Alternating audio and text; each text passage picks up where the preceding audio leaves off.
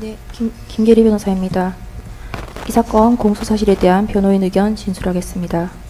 먼저 공소사실 및 증거에 대한 의견을 개진하겠습니다.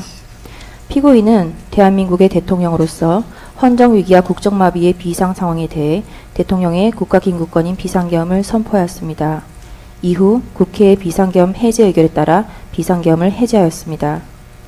그런데 이 사건은 대통령의 국가긴급권 행사인 비상계엄 선포를 내란으로 기소한 것에서 더 나아가 비상계엄의 선포를 위한 국무회의의 소집 및 심의 과정을 별도로 직권남용으로 의율하고 있으며 국제사회에 대한민국의 헌정질서가 원활하게 작동되고 있음을 알린 공보행위를 범죄라고 하면서 허위공보에 의한 직권남용으로 의율하고 있습니다.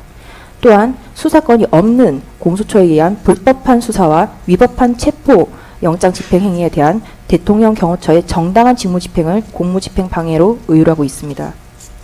이 사건 공소사실은 대통령의 정당한 권한행사를 직권남용으로 대통령의 경호처의 적법한 경호행위를 공무집행 방해로 구성하고 있는 바 피고인은 이 사건 공소사실을 전부 부인합니다.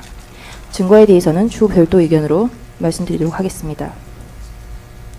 이 사건 일부 공소사실 국무위원 심의권을 침해하여 직권남용 권리행사 방해죄가 성립한다는 부분은 계엄의 과정에서 발생한 행위로 이미 내란 우두머리 사건에서 기소되어 있는 부분이므로 이중기소에 해당합니다. 대법원은 내란의 실행 과정에서 어떤 행위에 수반하여 발생한 행위는 내란 행위의 구성 요소를 이루는 것으로 흡수되어 별죄를 구성하지 아니한다라고 판시하였습니다. 이 사건 국무회의 심의권 침해 관련 공소사실은 계엄을 선포하고 해제하는 과정에 있어서 필수 불가결한 국무회의에 관한 부분이므로 별죄를 구성하지 않음이 명백한 것입니다. 물론 피고인에 대한 내란 혐의에 대하여 무죄가 선고될 경우에 그 이후에 개별 실행 행위에 대해서 직권남용 혐의 등이 별도로 검토될 수는 있을 것이나 이는 내란 혐의에 대한 재판에서 예비적 공소사실로 주장되어야 할 것이지 별도로 기소되는 것은 안 될 것이라 할 것입니다. 대법원은 이러한 이중기소의 경우 공소기각 판결을 하도록 규정한 형사소송법 제327조 제3호의 취지는 동일한 사건에 대하여 피고인으로 하여금 이중위험을 받지 아니하게 하고 법원이 두 개의 실체 판결을 하지 않도록 하게 하는 것이라고 하였습니다. 이 사건은 동일한 사건에 대하여 피고인으로 하여금 이중위험을 받도록 하고 있으므로 공소기각 판결을 하여야 할 것입니다. 이 사건 개별 공소사실에 대한 의견을 개진하겠습니다. 먼저 국무위원 심의권 침해 관련 직권남용 권리행사 방해 공소사실에 대하여 말씀드리겠습니다. 직권남용 권리행사 방해죄의 성립요건에 관하여 대법원은 해당 공무원의 일반적 직무 권한에 속하는 사항에 관하여 직권을 행사하는 모습으로 실질적 구체적으로 위법 부당한 행위가 있어야 하고 이로 인하여 상대방으로 하여금 의무 없는 일을 하게 하거나 권리 행사가 방해되는 결과가 발생하여야 한다라고 판시하고 있습니다. 즉 범죄가 성립하기 위하여는 위법 부당한 행위가 있어야 하고 구체화된 권리의 현실적 방해가 일어나야 하는 것입니다.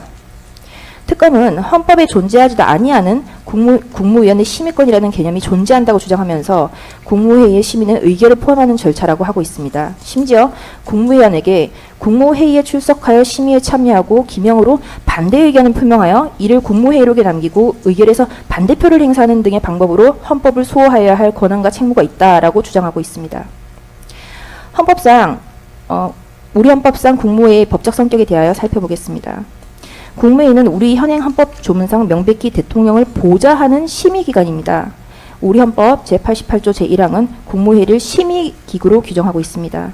당연히 의결에 대한 규정은 헌법에 없습니다. 대통령은 국무회의 심의에 기속되지 않으며 사전적 통제 절차로서만 의미를 가지는 것입니다. 헌정사적 의미를 살펴보겠습니다. 1948년 제1공화국 건국헌법은 대통령제와 의원내각제를 요소를 혼합한 정부 형태를 취하였습니다.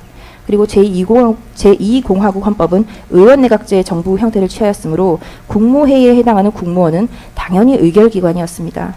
그러나 대통령제를 채택하고 있는 현행 헌법상 국무회의의 법적 성격은 의결기관이 아니라 심의기관인 점은 명백한 것입니다. 정부조직법 제12조는 국무회의에 대해 규정하고 있으나 운영에 필요한 사항은 대통령령으로 정하도록 위임하고 있습니다. 대통령령인 국무회의 규정 제6조에서 효력이 아닌 의사 종족수와 의결 종족수를 정하고 있을 뿐입니다. 즉 헌법기관으로서 국무회의가 규정되어 있음에도 불구하고 헌법과 법률은 국무회의의 심의의 효력에 대해서 전혀 언급하고 있지 않습니다. 헌법이 아닌 법률이 아닌 대통령령으로 국무회의 규정에서 종족수를 규정하고 있을 뿐입니다. 이와 같은 점을 고려해 본다면 국무위원들에게 심의권이라는 구체화된 권리는 인정되기 어려운 것이라고 할 것입니다. 국무회의의 법적 성격에 대하여 헌법재판소는 2003년 헌마 225 결정 이라크 전쟁 파견 동의안 의결 위헌 확인 사건에서 이라크 전쟁 파견 동의안에 대한 국무회의 의결이 헌법 소원의 대상이 되는지 여부에 대한 판단을 하면서 국무회의 성격에 관하여 대통령을 보좌하기 위하여 파병 정책을 심의 의결한 국무회의 의결은 국가기관의 내부적 의사결정 행위에 불과하다라고 하여 국무회의가 대통령을 보좌하기 위하여 존재하는 것임을 명확히 하였습니다. 이 사건 국무회의 심의권을 침해하였다는 직권남용 권리행사 방해죄는 피고인은 직권남용의 고의가 없고 직권남용의 행위가 부존재하며 국무위원회 심의권이라는 개념이 존재하지 않으므로 침해의 결과가 없어서 직권남용의 결과가 존재하지 않습니다. 구체적으로 살펴보겠습니다. 피고인에게는 국무위원들이 심의할 권리를 방해할 인식과 의사가 없었습니다. 즉 범행의 고의가 없었습니다. 특검은 피고인이 소집 연락을 한 국무위원이 올 때까지 기다리지 않아서 내지는 소집 연락을 하지 않아서 국무위원의 심의할 권리 행사를 방해했다고 주장을 합니다. 그러나 피고인이 별건으로 재판을 받고 있는 내란 우두머리 사건의 공소장 기재 사실은 오히려 피고인이 적극적으로 국무회의를 개최하고 회의에서 열띤 토론을 하였음을 적시하고 있습니다. 피고인에 대한 내란 우두머리 사건 공소장 제41쪽입니다. 그 목차를 보시면 피고인의 국무회의 소집 등이라는 제목으로 피고인은 2024년 12월 3일 10시라고 되어 있습니다만 20시로 보입니다. 20시 30분 무렵부터 21시 33분까지 사이에 직접 또는 김용현 대통령실 부속실을 통해 국무총리 한덕수를 비롯한 국무위원들 및 국무회의 배석할 국가정보원장 조태용 등에게 대통령실로 출석할 것을 지시하였다. 그리고 국무회의 구성원 11명 소집 전 상황이라고 해서 국무회의 정족수가 성원이 되기 전까지 2024년 12월 3일 20시 20분경부터 22시 00분경까지 약 1시간 40분 동안 국무회의 정족수에 이르지 못하는 상황에서 국무총리 한덕수, 외교부 장관 조태열, 경제부총리 겸 기획재정부 장관 최상목 등이 자신의 의견을 적극적으로 개진하고 그럼에도 불구하고 피고인이 그에 대한 반박을 하는 과정을 적시하고 있습니다. 피고인은 종북 좌파들을 이 상태로 놔두면 나라가 거덜난다. 국무위원의 상황인식과 대통령의 상황인식은 다르다라고 하였고 외교부 장관 조태열에게 재외 공간을 통해 대외관계를 안정화시켜라 라는 내용의 문서를 건네주었다라고 기재하고 있습니다. 국무회의 구성원 11명 소집 후 상황입니다. 22시 17분경 송미령이 도착하여 국무회의 정족수 11명이 모이게 되자 22시 17분부터 22시 22분경 배석관 국무위원들에게 장관들의 입장에서 보는 상황인식과 책임감은 대통령으로서 보는 것과 다르다. 이것은 대통령이 내가 결단한 것이고 대통령이 책임지고 하는 것이다. 지금 계엄을 선포할 수밖에 없다. 국무회의 심의를 했고 발표해야 하니 나는 간다. 국무회의를 심의를 했고 발표해야 하니 나는 간다 라고 말을 했다고 기재하고 있습니다. 검찰이 하자 있는 국무회의라고 주장하는 이 공소장 기재에 의한다 하더라도 피고인은 20시 20분경부터 국무회의 정족수 11명이 소집될 때까지 계엄 선포를 미루고 국무위원들과 계엄 선포에 대해서 열띤 심의를 하였고 22시 17분경부터 11명의 정족수가 충족되자 22시 22분경까지 심의한 후에 22시 23분경 계엄을 선포했음이 확인됩니다. 그렇다면 피고인의 국무회의에 대한 인식과 의사는 미처 도착하지 못한 국무위원들에 대한 배제 그리고 배제가 아닌 국무회의 정족수 11명의 성원을 기다린 것으로 국무회의의 적법 요건을 적극적으로 갖추고자 하였던 것임이 확인되어 이 사건 공소 사실의 피고인의 고의가 부존재함을 확인할 수 있습니다. 그리고 피고인에게는 직권남용 행위가 부존재합니다.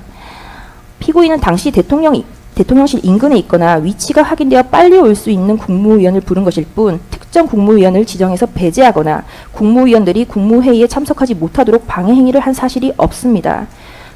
전술을 한 바와 같이 피고인은 국무회의의 심의에 기속되지 않으므로 특정 국무위원을 배제할 이유가 전혀 없습니다. 또한 참석한 국무위원 전원이 비상계엄에 대해 반대를 하였으므로 유리한 의결을 위하여 특정 국무위원을 배제하였다는 논리 역시 성립될 수 없습니다. 전술하였듯 국무위원들에게 심의권이라는 개념이 존재하지 않으므로 침해받을 권리가 없어 직권남용의 결과가 존재하지 아니합니다. 즉, 이 사건에는 피고인의 고의도, 남용 행위도, 남용의 결과도 없는 것입니다. 그 과거 김영삼 대통령의 긴급재정경제명령 금융실명제의 경우를 살펴보겠습니다. 김영삼 대통령이 1993년 8월 12일 긴급재정경제명령을 발령하기 위한 국무회의를 소집할 때 국무위원들은 일과 후에 퇴근을 준비하던 중이었습니다. 사전에 안건에 대해 전혀 설명을 받지 못하였고 대통령 비서실의 소집 통보를 받았습니다. 국무위원들은 당시 협상이 진행되던 중이던 우루과이 라운드에 대한 중요한 의제가 있다는 말을 듣고 국무회의에 참석하였는데 김영삼 대통령은 국무위원들에게 금융실명제를 전격적으로 시행한다고 일방적으로 통보를 하였고 그대로 국무회의를 종료하고 생방송을 통해 긴급재정경제명령을 발령하였습니다. 국무위원들은 그 구체적인 내용을 대국민 긴급 담화를 통하여 들었습니다. 헌법재판소는 대통령의 긴급재정경제명령 발동에 대한 사법심사를 하면서 특별히 국무회의와 관련한 절차적 하자에 대해서는 전혀 문제 삼지 않았습니다. 즉, 국가긴급권의 발령이 검토되는 비상상황에서 절차의 간이와 밀행성의 요청을 인정한 것이라 할 수 있습니다. 당시 한겨레 신문기사를 보겠습니다. 이 신문기사를 보면 6시에 긴급 국무회의 소집 통보가 있기 전까지 국무회의 소집 사실은 물론 내용조차 전혀 감지하지 못하였으며 7시에 긴급 임시 국무회의가 소집되었으며 7시 30분에 발표를 하고 8시를 기해 금융실명제가 전격 실시되었음을 기사로 확인할 수 있습니다. 피고인은 2024년 12월 4일 4시 27분 비상계엄 해제 담화에서 국회의 계엄 해제 의결에 따라 계엄을 해제하고자 하나 새벽인 관계로 아직 국무회의 정족수를 채우지 못하였고 국무위원들이 오는 대로 바로 계엄을 해제하겠다고 하였습니다. 그에 따라 2024년 12월 4일 4시 27분에서 4시 29분 단 2분 동안 비상계엄 해제 국무회의가 있었고 국무위원이 도착하여 성원이 되는 대로 국무회의를 개최하였으며 국방부 장관의 제안 설명에 아무런 발언도 하지 않았다고 회의록은 명확히 기재하고 있습니다. 특검의 논리대로라면 이 비상계엄 해제 국무회의는 국무위원 전원이 도착하기를 기다리지 않고 회의를 개최하고 별다른 심의를 하지 않고 국방부 장관만 발언을 하였으므로 하자 있는 심의가 되어 위법한 국무회의이고 적법한 계엄 해제가 존재하지 아니하는 것으로 지금 현재 계엄 상태여야 합니다. 그렇다면 특검이 이 비상계엄 해제 국무회의 역시 직권남용으로 기소하여야 합니다. 기소하지 아니하는 것 자체가 모순인 것입니다. 특검의 주장이 말이 되지 않으면 명확하고 이 사건 공소제기는 억지식 공소제기로 제기되지 아니함이 명백한 것입니다. 민주당과 일부 언론 그리고 일부 사람들은 이 사건 비상계엄이 독재를 위한 계엄, 친위 쿠데타, 계엄이 내란이라는 프레임과 허위의 선동을 지속하고 있습니다. 이 사건 공소장 9쪽입니다.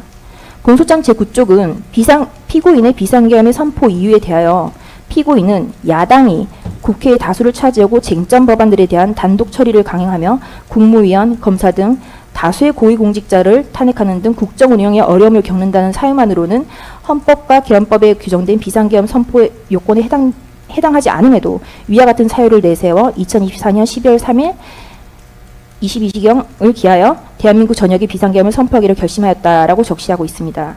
민주당이 임명한 특검 기재의 공소장에 의한다 하더라도 피고인의 비상계엄은 민주당의 일당 독재의 폭주의 원인이 있었던 것임을 명확히 적시하고 있습니다. 피고인이 장기 독재를 꿈꾼다거나 하는 허황된 사실을 적시하지 못하고 있습니다. 비상계엄의 선포 요건은 오로지 당시 대통령이었던 피고인이 판단할 사항이며 특검이 판단할 문제가 아님을, 내란이 아님을, 사법심사의 대상이 아님을 다시 한번 지적해두고자 합니다. 다음으로 비상계엄 선포 문건의 사후 작성 공소 사실에 대해 말씀드리겠습니다. 사건 당시 강의구 부소실장은 민정수석으로부터 대통령의 국법상 행위는 형식적으로 문서화되어야 한다는 의견을 전달받았습니다. 이에 따라 강 실장은 비상계엄 선포문 자체는 국방부 장관이 이미 작성해온 상황이었기 때문에 그 앞에 붙일 행정서식 수준의 표지 정도는 필요하다고 판단해서 임의로 해당 표지를 작성하게 된 것입니다. 이후 이 표지에는 국방부 장관, 국무총리 서명을 먼저 받은 뒤 24년 12월 7일 피고인에게 재가를 올렸습니다. 하지만 당시 피고인은 해당 표지를 보고 왜 부속실이 이런 문건을 작성하느냐고 물었고 강 실장은 그냥 복원만 하려고 한다라고 말하며 서명을 요청하였기에 피고인은